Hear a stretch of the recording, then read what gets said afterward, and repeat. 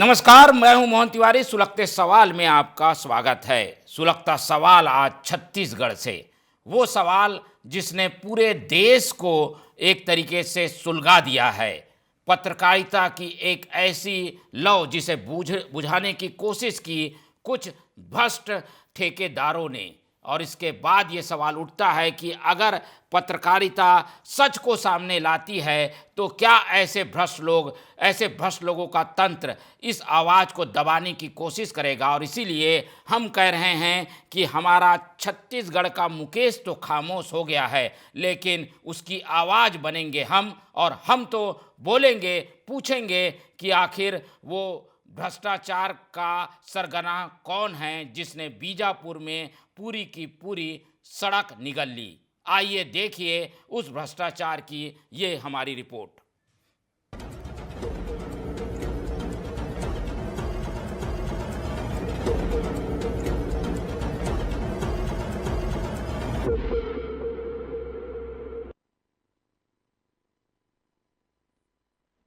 बिखरी हुई गिट्टी, उखड़ी हुई डामर की परतें और अव्यवस्थित रूप से बनाई गई सड़क, ये वही सड़क है जिसकी भ्रष्टाचार की कहानी उजागर करने के कारण ही बीजापुर के नामी पत्रकार मुकेश चंद्राकर को अपनी जान गंवानी पड़ी। इसी सड़क के निर्माण में गड़बड़ी का ताना बाना कुछ इस तरीके से बुना गया कि सड़क गुणवत्ताहीन बनी और लागत 50 से बढ़कर 120 करोड़ रुपए पहुंच गई। जब इस सड़क की सच्चाई की खबरें छत्तीसगढ़ के सत्ता के गलियारों में तैरने लगी, तो इस सड़क के निर्माण में गड़बड़ी और भ्रष्टाचार की सच्चाई सामने लाने पर पत्रकार साथी मुकेश चंद्राकर का दिल फाड़ दिया गया। सर के 15 टुकड़े कर दिए गए, गर्दन और पसली तोड़ दी गई।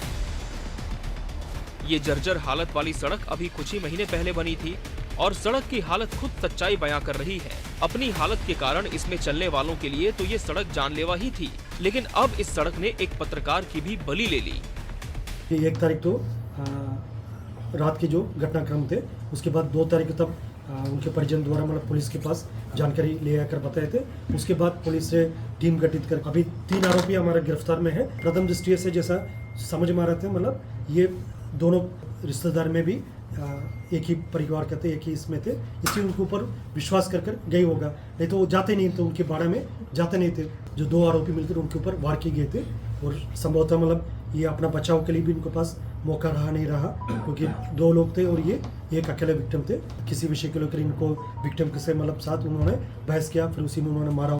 BNS का 103, 238, 61, सेक्शन 3, सबसेक्शन 5 ये धारा लगाकर नक्सलवाद के खात्मे के लिए बस्तर में सड़कों का जाल जरूरी है और इसलिए नक्सलवादी क्षेत्रों में सड़क रेती गिट्टी और डामर के साथ जवानों के खून से सींच कर बनाई जाती है। ऐसा लगता है कि सड़क को बनाने वाले ठेकेदार विकास लोगों तक पहुँचे, ऐसी सड़कों को कमाई का रास्ता बना चुके हैं। इसलिए जब कोई उन भ्रष्ट ठेकेदारों की कमाई के आड़े आता है तो मुकेश चंद्राकर जैसे कलम के सिपाही को रोकने सुरेश चंद्राकर जैसे ठेकेदार और उसके गुर्गे सारी हदों को पार कर जाते हैं।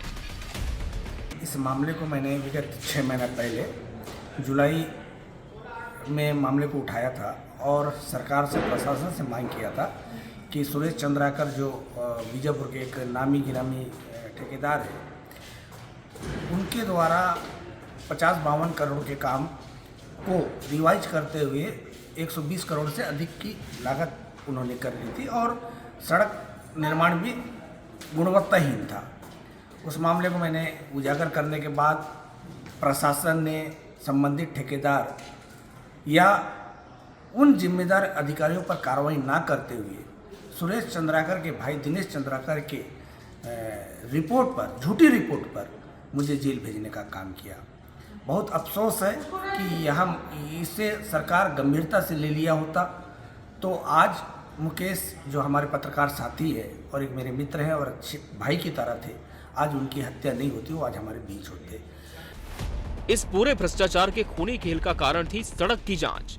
सड़क की गुणवत्ता की जांच का मतलब था कि ठेकेदार की पोल खोलना, कड़ी कार्रवाई होना, और यही बात नागवार गुजरी ठेकेदार सुरेश चंद्राकर को। बताया जाता है कि इसी नाराजगी का गुस्सा पत्रकार मुकेश चंद्राकर पर फूटा। समझ में ये नहीं आ रहा है कि मैं समझूं क्या। ये हैवानियत की हद पार कर दी गई मेरे भाई के मामले में, मेरे भाई के साथ। आपने देखा कि पूरे देश में भावुकता की कैसी लहर चली। ऐसा लगा जैसे तूफान उठ गया हो।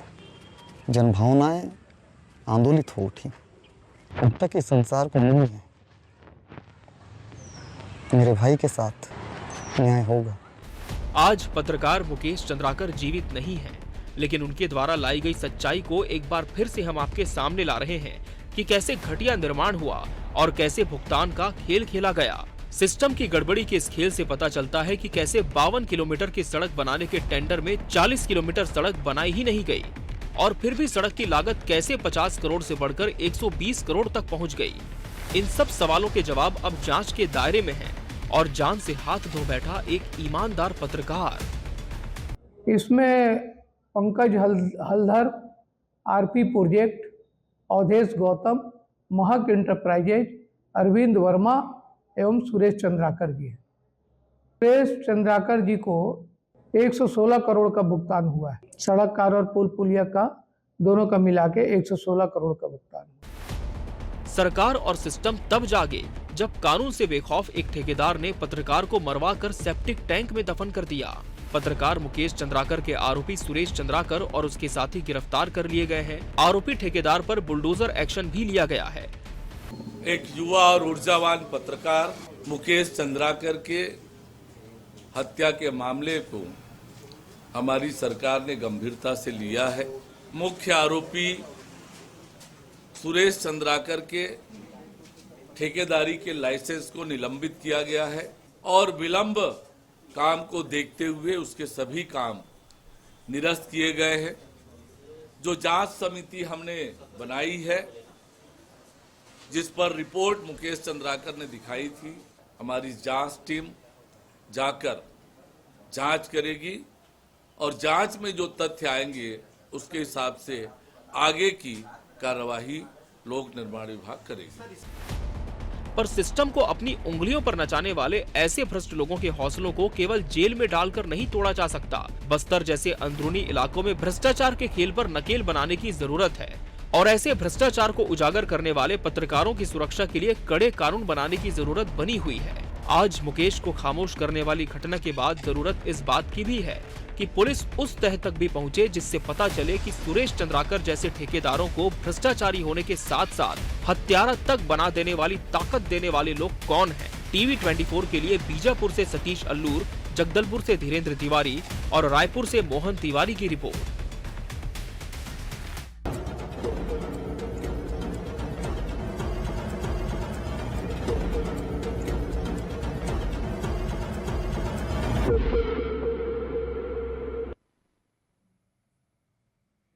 और यही सबसे बड़ा सुलगता सवाल है कि ऐसे कौन सी ताकतें हैं जो कि हत्यारे ठेकेदार को इस बात की ताकत देती थी कि वो किसी की आवाज़ को खामोश कर दे। और इसीलिए हम ये सवाल लेकर आए हैं कि आखिर वो भ्रष्ट तंत्र कौन था, उसके पीछे के लोग कौन थे और ये भ्रष्ट तंत्र को कैसे तोड़ा जाए। और इसीलिए आज हम सुलगते सवाल में इसी सवाल को लोगों के सामने रखने की कोशिश करेंगे कि बीजापुर की ये 50 किलोमीटर से ज़्यादा बड़ी सड़क में आखिर गड़बड़ी कहाँ पर हुई, किस तरीके की गड़बड़ी थी और ठेकेदार ने इस पूरी गड़बड़ी को दबाने के लिए किस तरीके के हथकंडों का इस्तेमाल किया। एक एक परतों को खोलेंगे और जानने की कोशिश ये भी करेंगे कि आखिर मुकेश चंद्राकर का हत्यारा कौन है। क्या वो ठेकेदार ही हत्यारा है या फिर ये सिस्टम ही दोषी है जिसने इस तरीके के भ्रष्ट तंत्र को पनपने दिया। एक एक करके लोगों से बातचीत करने की कोशिश करेंगे, लेकिन इस पूरे भ्रष्टाचार की कहानी को पहले हम अपने संवाददाताओं से समझने की कोशिश करते हैं। बीजापुर के उसी सड़क पर हमारे संवाददाता सतीश मौजूद हैं। सबसे पहले उन्हीं के पास चलते हैं और जानने की कोशिश करते हैं कि आखिर इस सड़क में किस तरीके की गड़बड़ी हुई है, क्या भ्रष्टाचार हुआ है और इस बात को लेकर प्रशासन की ओर से अब तक क्या कदम उठाए गए हैं। सतीश, हम लगातार इस बात को उठा रहे हैं कि ये जो सड़क है जो कि करीब 50-52 किलोमीटर लंबी थी, उसमें भ्रष्टाचार हुआ है। क्या है पूरी कहानी, क्या गड़बड़ी हुई थी, कहाँ पर गड़बड़ी दिखाई देती है? आप वहाँ मौके पर मौजूद हैं, दर्शकों को समझाने की कोशिश करिए कि आखिर भ्रष्टाचार कहाँ पर हुआ है। बिल्कुल मोहन जी, देखिए आपको बता दूं कि 52 किलोमीटर का सड़क है। ये कंगलुर से लेकर के मिरतुर जाने वाली सड़क है, जो कि 52 किलोमीटर का सड़क बनाना था। और इस सड़क का निर्माण जो है लगभग 2015 में चालू किया गया था और 2016 में इसकी समाप्त करना था। लेकिन नक्सली गतिविधियों की वजह से या किसी अन्य कारणों की वजह से जो है सड़क का निर्माण सही समय पर नहीं हो पाया। लेकिन जब इसकी रिवाइज होती है तो आप इस पर ध्यान दीजिएगा। रिवाइज जब होती है तो रिवाइज होने के पश्चात जब इसका रेट जब देखा जाता है, क्योंकि पहले सड़क का निर्माण का जो रेट था, जिसमें PWD जो है उन्होंने जिस तरह से हमको बयान दिया है उसके अनुसार 72 करोड़ का जो सड़क था वो बढ़ करके जो है पुल पुलियों का निर्माण होता है, उस पर बढ़ोतरी बढ़ती है और ये रिवाइज होते होते जो है 188.4 करोड़ जो है पहुंच जाता है। और उसके अलावा इस सड़क पर जो है 6 प्रकार के ठेकेदारों का निर्माण करवाया जा रहा था। इन 6 ठेकेदारों में आपने जो सूची देखी है कि सूची में 6 ठेकेदार हैं, उनमें से 32 किलोमीटर का जो सड़क है वो ठेकेदार है जो सुरेश चंद्राकर, जिसको मुकेश चंद्राकर की हत्या का मुख्य आरोपी बताया जा रहा है, इसको दिया गया था। और जो सुरेश चंद्राकर है उसने काफी सारा भ्रष्टाचार इस सड़क में पहले से ही किया हुआ था और इसकी खबर जो है काफी पूर्व में अजय सिंह, जो कि कभी कांग्रेस के साथी हुआ करते थे, फिर बीच में जो है भाजपा के दामन भी उन्होंने थामा और उसके बाद में जब उनके साथ में जो गलत तरीके से व्यवहार किया गया और उनको फर्जी तरीके से फंसा करके जो है जेल दाखिल कराया गया। तो ये भी आपको स्पष्ट करा दूं कि जेल दाखिला होने के बाद भी जो है अजय सिंह ने जो है इस मुद्दे को कभी हटाया नहीं और उन्होंने इस मुद्दे को तब भी रखा था और आज भी रखते आ रहे हैं। और उन्होंने ये भी कहा था कि 6 महीने पहले की बात है और 6 महीना पहले जब उस सड़क का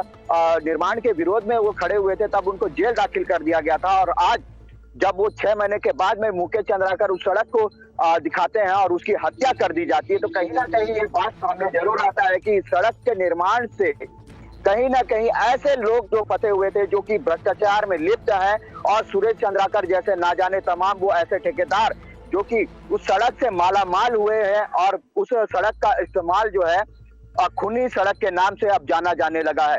बस्तर अंचलों में सड़कों का निर्माण के लिए जिस प्रकार से प्रशासन और सरकारी तंत्र जो है मजबूती से लगा हुआ है और कहीं ना कहीं ऐसे लोग जो है उसका दामन जो है खून खराबे से रस्ते आ रहे हैं। कहीं ना कहीं ये दामन जो है खून खराबे से रस्ता हुआ का हम अक्सर सुना है कि बस्तर में जो है 5 प्रकार के एलिमेंट लगते हैं सड़क निर्माण करने के लिए। इन 5 प्रकार के एलिमेंटों में एक एलिमेंट और जुड़ जाता है, वो है खून। तो कभी जवानों का खून लग जाता है तो कभी ऐसे बेकसूर नौजवान जो पत्रकार होते हैं उनका खून सम्मिलित होता है ऐसे सड़कों के निर्माण के लिए। जी, कुछ सड़क का दृश्य भी दिखा सकें तो क्या ये वही सड़क है जहां पर आप मौजूद हैं और उसमें क्या गड़बड़ी दिखती है? गड़बड़ी किस तरीके की है वहां पर?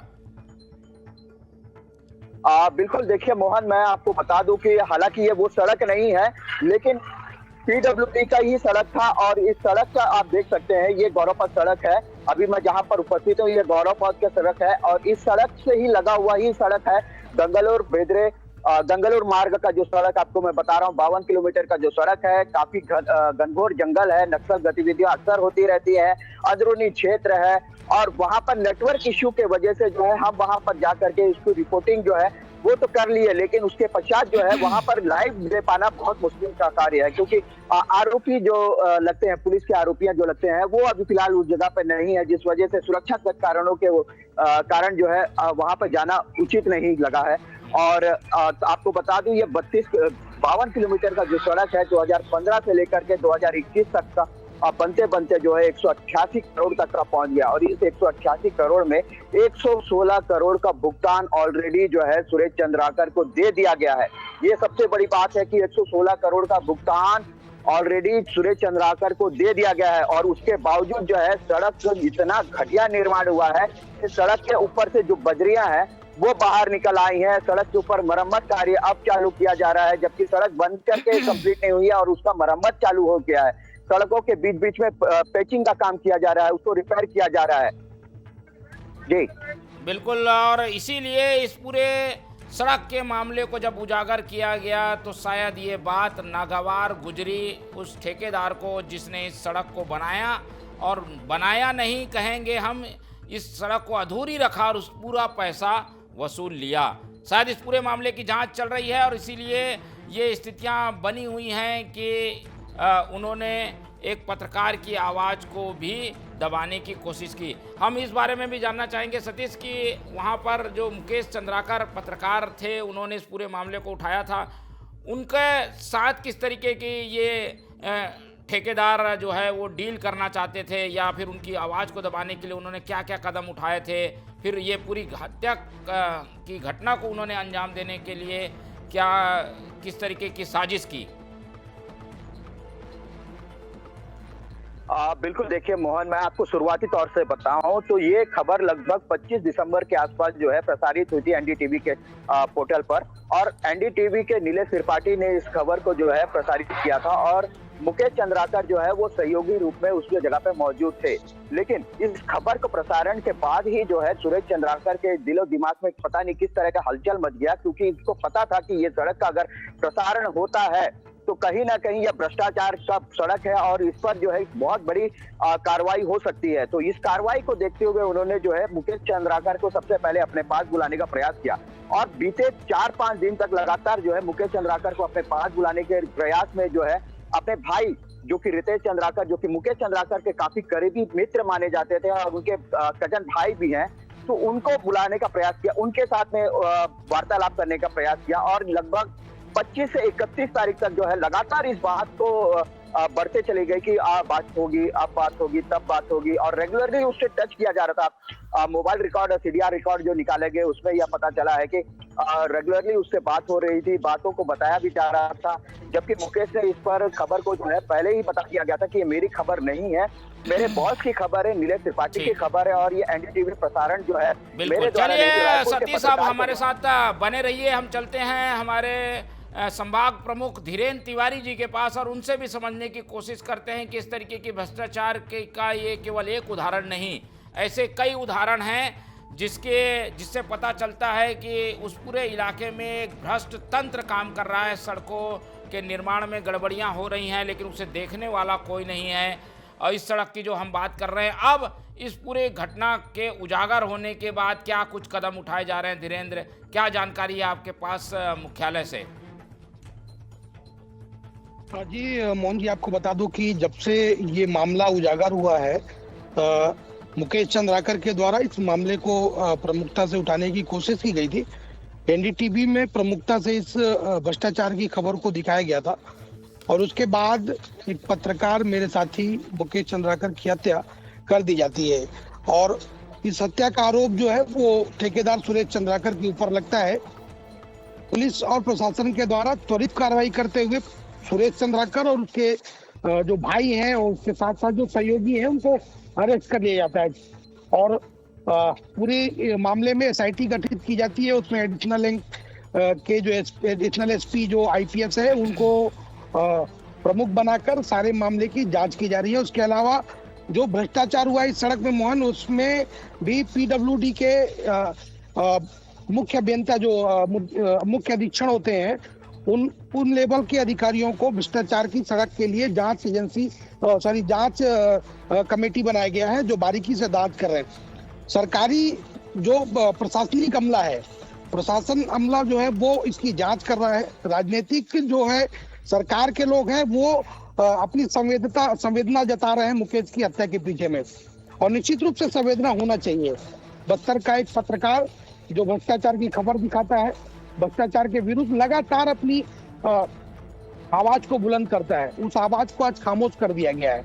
लेकिन आज हमारे इस कार्यक्रम का भी शीर्षक है कि मुकेश की आवाज तो खामोश हो गई है, लेकिन हम बोलेंगे, निश्चित रूप से हम बोलेंगे। हमारे साथ साथ इस देश के तमाम पत्रकार वो भी बोल रहे हैं, और मैं केवल इस सड़क की बात नहीं कर रहा हूँ जो गंगालूर से नेलसनार तक बन रही है। बस्तर की तमाम ऐसी सड़कें हैं जिन पर भ्रष्टाचार किया जाता है।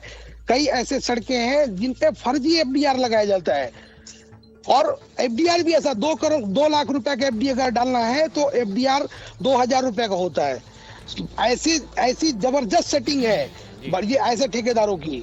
बिल्कुल, चलिए हम आपके पास आएंगे, लेकिन इस पूरे घटनाक्रम को, इस पूरे भ्रष्टाचार को उजागर करने वाले अजय सिंह जी हमारे साथ जुड़ रहे हैं, उनसे समझने की कोशिश करते हैं कि आखिर ये जो भ्रष्ट तंत्र है वो काम कैसे करता है, क्योंकि नियम काफ़ी कड़े बनाए गए हैं, उसके बावजूद ऐसे भ्रष्टाचार अंजाम दे दिए जाते हैं, कहाँ पर चूक रह जाती है और इस सड़क में कहाँ पर क्या भ्रष्टाचार दिखता है। अजय सिंह जिन्होंने इस पूरे भ्रष्टाचार को पहले उजागर किया था, उनसे बातचीत करते हैं। अजय जी, बहुत स्वागत है आपका टीवी 24 में।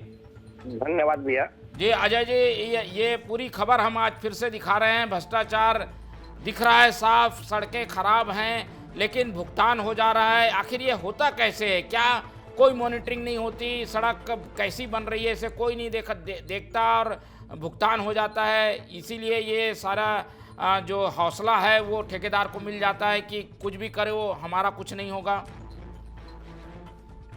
देखिए, जिस सड़क की बात हम कर रहे हैं वो अति नस्लीय संवेदनशील क्षेत्र है और ऐसे में स्वाभाविक है कि वहां पर कोई भी लोग नहीं जा पाते हैं। केवल पुलिस के सुरक्षा कर्मियों के भरोसे इस सड़क का निर्माण किया जाता है। और ये जो सड़क जो मुकेश चंद्राकर ने जो इस मामले को उठाया था उसके बाद उसकी हत्या की जाती है। और मैं उस पर यही कहना चाहूंगा कि इस मामले को मैंने 6 महीना पहले उठाया था, तो ये जो सिस्टम है, सिस्टम के जो अधिकारी है, ये मुझे जेल भेजने का काम किए और आज मुकेश की हत्या कर देते हैं। तो जो भी भ्रष्टाचार के खिलाफ बोलेगा या तो वो जेल जाएगा या तो वो मारा जाएगा। जी, कैसे ये भ्रष्टाचार के कुछ तथ्य आपके पास हैं वो हमारे दर्शकों के साथ जरूर शेयर करिए, बताइए कहाँ पर इसमें गड़बड़ी हुई है, क्योंकि 4 अलग अलग ठेकेदारों का नाम आ रहा है। क्या चारों ने मिलके किया या एक ठेकेदार ने गड़बड़ी की, बाकी ठीक थे? क्या कैसी हुई है गड़बड़ी यहाँ? देखिए, ये मामले में पहली बात तो सड़क की जो गुणवत्ता थी वो स्तरहीन था। और अभी बीजापुर के दौरे पे जब पीडब्ल्यूडी मंत्री अरुण साह जी आए थे और वहां जाने का इच्छा उन्होंने व्यक्त किया था, कलेक्टर और एसपी ने नक्सलियों का हवाला देकर उन्हें वहां जाने से रोका, क्योंकि वो यदि वहां पहुंच जाते तो भ्रष्टाचार उसी दिन उजागर हो जाता तो शायद उसकी जांच के भी आदेश हो जाते। मुकेश चंद्राकर के खबर के प्रकाशित करने के बाद 4 सदस्यीय टीम गठित होता है जांच के लिए और आज पर्यंत तक वो सदस्य जांच के लिए नहीं पहुंचते। दूसरी बात, मैं स्पष्ट कहना चाहूंगा कि जो सुरेश चंद्राकर है ये एक समय एसपीओ सहायक पुलिस अधीक्षक के पद पर कार्यरत था। इनके पिताजी आज भी आरक्षक है और ये बहुत ही गरीब परिवार से हुआ करते थे। जब ये सड़क का निर्माण कार्य इनको मिला तो 16 भागों में विभाग से इन्होंने सेटिंग करके विभागीय अधिकारियों से मिलकर 50 करोड़ के काम को अनुबंध करते हैं और धीरे धीरे ये काम 180 करोड़ के आसपास पहुंच जाता है और बिना काम के कम से कम 90 करोड़ का इनको भुगतान कर दिया जाता है। स्वाभाविक है, जब 90 100 करोड़ का भुगतान आप एडवांस प्राप्त कर लेंगे तो अरबपति बनने में किसी को टाइम नहीं लगेगा। और ये 9 सालों में ये काम आज पर्यंत तक कंप्लीट नहीं हुआ, जबकि कोई भी काम जब हम करते हैं तो उसका एक लिमिट समय होता है। विभाग ने कभी भी लिमिट समय का उल्लेख नहीं किया, केवल उस सड़क पर भ्रष्टाचार करने का काम किया।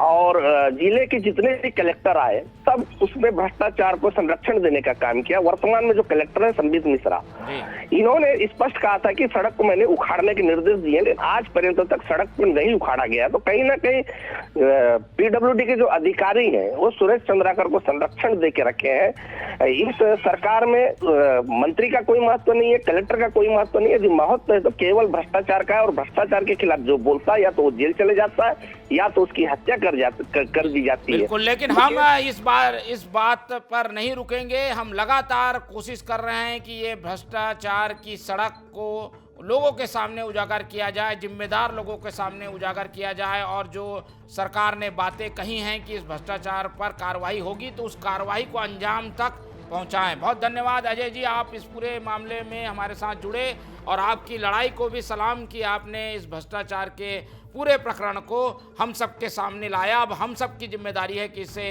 अंजाम तक हम पहुंचाएं। तो ये थे अजय सिंह जिन्होंने इस पूरे भ्रष्टाचार को उजागर किया था। और उसके बाद पत्रकारों ने जब इस पूरे प्रकरण को उठाया तो आपने देखा कि मुकेश के साथ क्या हुआ, लेकिन एक पत्रकार के खामोश हो जाने के बाद पत्रकारिता रुक नहीं जाएगी। टीवी 24 इस पूरे मसले को उस समय तक उठाता रहेगा, बार बार उठाता रहेगा, जब तक इस भ्रष्टाचार में शामिल लोग सजा के लिए जो है पात्र ना हो जाएं और सलाखों के पीछे ना चले जाएं। चलते हैं इस पूरे प्रकरण में एक बार बात करने की कोशिश करते हैं युकेश चंद्राकर, जो कि मुकेश चंद्राकर के भाई हैं, उनसे भी बातचीत करने की कोशिश करेंगे। लेकिन तब तक चलते हैं एक बार फिर से सतीश की ओर, जो कि बीजापुर में मौजूद हैं सतीश हमारे संवाददाता, उनसे समझने की कोशिश करते हैं। सतीश, जैसे कि हमने अभी अजय सिंह जी से भी बातचीत की, उससे पता चलता है कि कहीं ना कहीं ऐसे लोग भी हैं जो कि भ्रष्ट ठेकेदार सुरेश चंद्राकर, हत्यारे ठेकेदार सुरेश चंद्राकर को आगे बढ़ाने की कोशिश करते हैं। इसके पीछे की क्या वजह हो सकती है? क्या कोई और व्यक्ति वहाँ काम नहीं करता? क्या ईमानदार व्यक्ति वहाँ काम नहीं कर पाता, इसलिए ऐसे भ्रष्ट लोगों को आगे किया जाता है? तंत्र ही उसे आगे करता है या फिर ऐसे लोगों के अलावा कोई और वहाँ काम ही नहीं कर पाता? बिल्कुल मोहन जी, देखिए आपको बता दूं कि लगातार जिस प्रकार से इस मुद्दे को अब उठाया जा रहा है, तो कहीं ना कहीं इस मुद्दे से भटकाने के लिए भी कुछ लोग ऐसे हैं जो कि लगे हुए हैं, क्योंकि यह मुद्दा वास्तव में देखा जाए तो देश के लिए सर्वोच्च मुद्दा बन के अब निकल आया है, क्योंकि पत्रकार की हत्या का मामला भी है। और रही बात इस मुद्दे को गरमाने की, तो कहीं ना कहीं ये मुद्दा जो है सड़क निर्माण से पहले से ही ये मुद्दा बना हुआ था, क्योंकि एकाएक जब किसी के पास में लाखों या करोड़ रुपया एक साथ आ जाता है तो उसके बर्ताव में भी बदलाव होना शुरू हो जाता है। और ये बदलाव जो है कहीं ना कहीं आसपास के लोग महसूस जरूर करते हैं, और ये महसूस होना लाजमी था मुकेश चंद्राकर के पास में भी, क्योंकि जब वो उनसे मुलाकात किए होंगे या पहली दफा या दूसरी दफा, तभी उनको ऐसा लगा था कि कहीं ना कहीं बहुत बड़ा जो है षड्यंत्र हो रहा है या फिर षड्यंत्र रचा जा रहा है, इर्द गिर्द में ही किसी प्रकार के कार्य हो रहे हैं, जिसको लेकर के जो है सुरेश चंद्राकर या उसके भाइयों की तरफ से जो है किसी न किसी प्रकार का एक कोई चूक रह जा रही है, जो कि उससे बात नहीं हो पा रही है सही तरीके से, या कनेक्टिविटी नहीं बढ़ पा रही है, क्योंकि संवेदनशील क्षेत्र तो है ही है।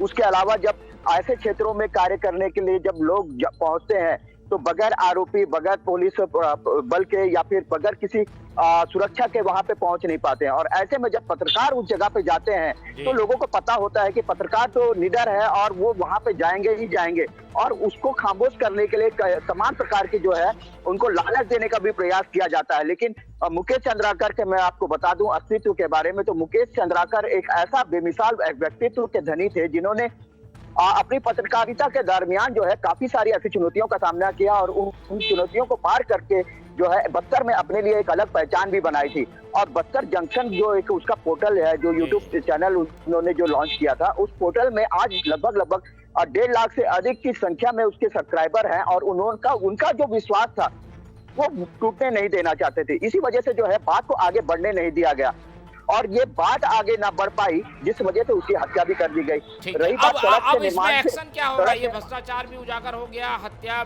भी साबित हो गई है, बड़ा एक्शन क्या दिखाई देता है वहां पर आपको ग्राउंड में? देखिए, बड़ा एक्शन अभी तक तो देखने के लिए जो है वो नहीं मिल पा रही है, क्योंकि जिस प्रकार से शुरुआती समय में जो एक्शन हमने देखा कि सुरेश चंद्राकर के जो ठिकाने हैं, या कहा जाए बाड़ा जो कहा जाए, जहां पर उसके कंस्ट्रक्शन के साइट्स रखे गए हैं, जहां कंस्ट्रक्शन के उसके सामान रखे गए हैं, वहां पर उसकी तोड़फोड़ की जाती है। लेकिन जब रीसीन क्रिएट किया जाता है पूरा, जब आरोपी पकड़े जाते हैं उसके बाद में रीसीन क्रिएट किया जा रहा है, तो उसकी दरमियान जो है उसके कई ऐसे और ठिकाने हैं जहां पर पुलिस जो है दबिश दे चुकी है, लेकिन अब तक वहां पे कार्रवाई के नाम पर कुछ नहीं किया गया है। लोगों में रोष जरूर है इस चीज को लेकर के। बिल्कुल, लोगों में आक्रोश भी होना चाहिए, क्योंकि करीब 1 सप्ताह से ज्यादा का समय हो गया है और अब तक कुछ कार्रवाई दिखाई नहीं देती। तो सवाल जरूर ये उठता है कि आखिर हम क्या केवल चर्चा करके चुप हो जाएंगे? ऐसे भ्रष्ट तंत्र के खिलाफ कोई बड़ी कार्रवाई क्यों नहीं होती? एक बार फिर से चलते हैं हमारे संवाददाता जो कि संभाग मुख्यालय में बैठे हैं धीरेन्द्र तिवारी जी के पास। उसके बाद हम बात करने की कोशिश करेंगे स्थानीय विधायक से भी, विक्रम मंडावी, जो कि इस पूरे प्रकरण में कुछ खास बोलते हुए अब तक नहीं दिखे हैं, लेकिन उनसे भी हम सवाल पूछेंगे। क्या इसमें लग रहा है धीरेन्द्र कोई गठजोड़ है जनप्रतिनिधियों का, भ्रष्ट तंत्र में शामिल लोगों का, अधिकारियों का, ठेकेदारों का? ऐसा कुछ दिखाई देता है कि आपको हम सवाल पूछ रहे हैं, कोई जवाब नहीं मिल पा रहा है, और ये भ्रष्टाचार शायद कि कुछ बीती दिनों की कहानी हो जाएंगी, कुछ दिन बाद लोग मुकेश को भी भूल जाएंगे, ऐसा दिखाई देता है क्या? हाँ जी बिल्कुल मोहन, आपको बता दूं कि इतना बड़ा भ्रष्टाचार बिना सिस्टम के, बिना राजनीतिक प्रभाव के, दबाव के नहीं हो सकता। आप जैसा भी अजय सिंह को हम सुन रहे थे कि वो भी एक प्रभावशाली नेता है वहां पर, पहले कांग्रेस पार्टी में थे, अब भाजपा के लिए वो काम कर रहे हैं, तो उनका भी प्रभाव अच्छा खासा है। वो लगातार बीजापुर जिले में कांग्रेस की जब सरकार हुआ करती थी, लगातार मुखर होकर भ्रष्टाचार के आरोप लगाते रहे हैं। और जो उस समय के कलेक्टर थे राजेंद्र कटारा, उनके ऊपर और जो कटाक्ष करते थे ये भ्रष्टाचार हुआ है, इस पर आप कार्रवाई नहीं कर रहे। सरकार ये बोलती है कि हम भ्रष्टाचारी को बख्शेंगे नहीं, लेकिन भ्रष्टाचार करने वाला कौन है? ठेकेदार। ठेकेदार किसका काम कर रहा है? सरकार का। अगर भ्रष्टाचार हो रहा है तो उसमें कार्रवाई कौन करेगा? प्रशासन को करना होगा। और प्रशासन अगर कार्रवाई नहीं कर रहा तो निश्चित रूप से राजनीतिक संरक्षण उसको प्राप्त है। अगर ये मामला हुआ है, अगर एक पत्रकार की मौत हुई है, तो वो मौत के पीछे भी जिम्मेदार पीडब्ल्यूडी विभाग है। उसमें शामिल जितने भी अधिकारी हैं वो भी जिम्मेदार हैं। अगर 188 करोड़ की रोड है, जो 56 करोड़ की रोड थी, 188 करोड़ कैसे हो गई, ये एक बड़ा सवाल है। 9 साल में अगर सड़क नहीं बन पाई, इसके पीछे कौन आरोपी है, कौन दोषी है? नक्सलवाद। तो आज मैं कह सकता हूं कि नक्सलियों का सहारा लेकर भ्रष्टाचार करने का जो है यहाँ पर बस्तर में एक बड़ा मोहरा बनाया गया है। नक्सलियों को आड़ में लेकर सबसे पहले रोड का जो टेंडर होता है वो उसको डबल कर दिया जाता है। मैं मोहन जी आपको बता दूं, इस सड़क का मैं वो पढ़ रहा था एक दिन पहले, कुछ व्हाट्सएप में चल रहे थे कि ये जो काम था -2% बिलो सुरेश चंद्राकर को मिला था। मतलब अगर ये 50 करोड़ की रोड थी तो लगभग उनको 2 से 3 करोड़ कम मिलना था पैसा। बावजूद इसके वो माइनस जो बिलों का काम था वो कैसे इतना बढ़ते चला गया, ये एक बड़ा सवाल है। सबसे पहले इसमें जो भी उस समय से ई रहे होंगे, जो कार्यपालन अभियंता होंगे, उनको भी कटघरे में खड़ा करना होगा। उनसे भी सवाल पूछना पड़ेगा कि आखिर ये रोड इतनी बड़ी कैसे हो गई। और उसके बाद 9 साल में ये रोड कैसे नहीं पूरी हो गई। पुलिस के आला अधिकारी कहते हैं कि सड़क हम बनाएंगे, सड़क बनाने के लिए जितनी भी सुरक्षा की आवश्यकता है। धीरेन्द्र, आपके पास लौटेंगे। घासीराम नाग बीजेपी जिला अध्यक्ष हमारे साथ जुड़ रहे हैं, उनसे समझने की कोशिश करते हैं कि बीजेपी उस समय तो सारे मसले उठाती थी कि भ्रष्टाचार हुआ है, लेकिन अब सरकार है तो क्या हो रहा है। बहुत स्वागत है आपका घासीराम जी हमारे खास कार्यक्रम सुलगते सवाल में। धन्यवाद। घासीराम जी, हम ये जानना चाह रहे हैं कि अब तो आप लोगों की सरकार है, 1 साल से अधिक का समय हो गया है। जो मसले आप लोग उठाते थे विपक्ष में, उन पर कार्रवाई क्यों नहीं करते? सरकार जल्द से जल्द कार्रवाई करे, ऐसा दिखाई नहीं दे रहा है। सबसे पहले तो मैं चंद्राकर जी को बहुत बहुत विनम्र श्रद्धांजलि अर्पित करता हूं। जो जिस तरह से पिछली सरकार और अपने जो पीडब्ल्यूडी के पुलिस विभाग के अधिकारी जिस तरह से रिवाइज करके काम को 2 गुना 3 गुना किए, बहुत गलत और अशोभनीय बात है। रोड का रिवाइज नहीं होता है, भले पुल पुलिया का होता है, लेकिन इन लोगों ने मिली भगत के साथ जिस तरह से घटना को किया है, और आज हमारा एक बहुत प्रभावशाली पत्रकार इसमें आवाज उठाने के कारण जिस तरह से इनको घटना किया गया है, ये बहुत ही निंदनीय है। आपकी श्रद्धांजलि तब होगी जब वो ऐसे लोग जो है वो जेल के सीखचों के पीछे जाएं और ऐसे भ्रष्ट कोई बचा न रहे बीजापुर में।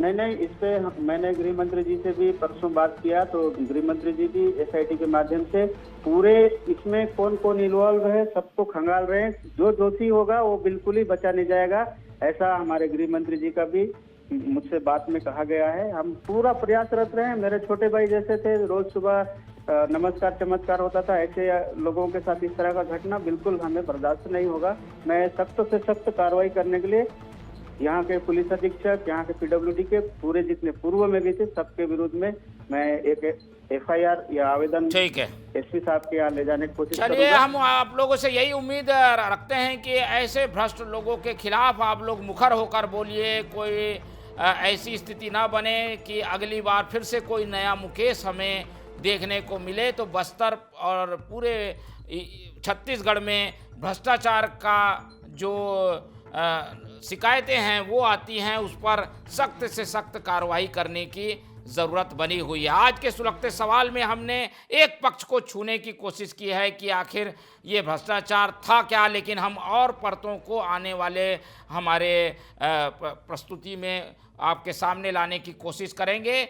और ये जो सुलगता सवाल है अभी रुकेगा नहीं, थमेगा नहीं। हम लगातार इस पूरे प्रकरण की परत दर परत आपके सामने लाएंगे। आज समय की बाध्यता के चलते इस कार्यक्रम को आज हम यहीं ख़त्म करते हैं और आप लोगों को विश्वास दिलाते हैं कि भ्रष्टाचार को लेकर हमारी ये मुहिम लगातार जारी रहेगी। मुकेश तो खामोश हो गया है, लेकिन टीवी 24 लगातार बोलता रहेगा, ऐसी परतों को खोलता रहेगा और आपके सामने सच लाता रहेगा। तो आज के लिए इतना ही। आप लोग से उम्मीद है कि आप लोग देखते रहेंगे टीवी 24। रखिए अपना बहुत ख्याल। नमस्कार।